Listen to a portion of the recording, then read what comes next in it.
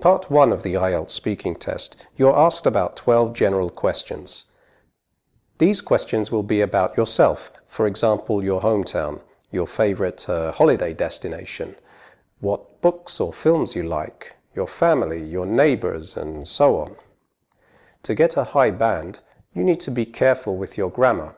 So listen carefully to the questions and pay special attention to the verb tenses that the examiner uses. You can answer using the same tense, or you might prefer to use a different tense. Let's look at both options. Using the same tense. Let's imagine the examiner asks you, what type of activities do you do in your spare time? The present simple, do you do, is used in this question. We use the present simple when we talk about a regular, repeated activity in the present. So you can begin your answer with the same tense, like this. Well, I regularly play tennis in the summer. I don't really have much spare time, but when I do, I like to play tennis. Another question you might hear is, what are you studying? Here, the present continuous is used. We use the present continuous when we talk about an activity that is taking place around the present time, but not necessarily right at this present moment.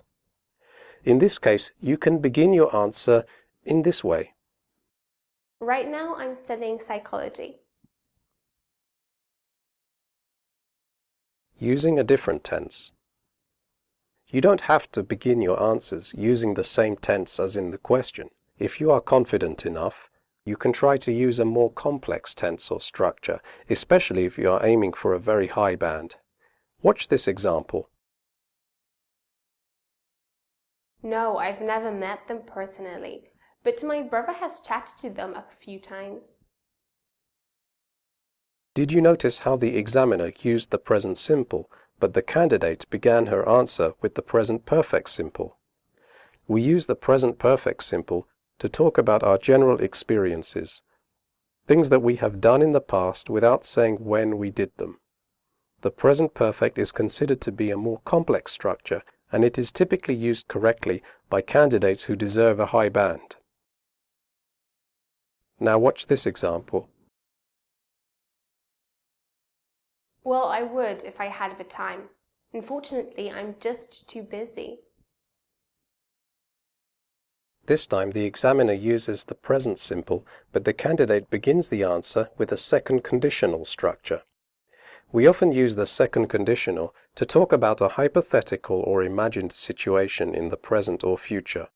Again, this is a more complex structure and would typically be used by a candidate who deserves a high band.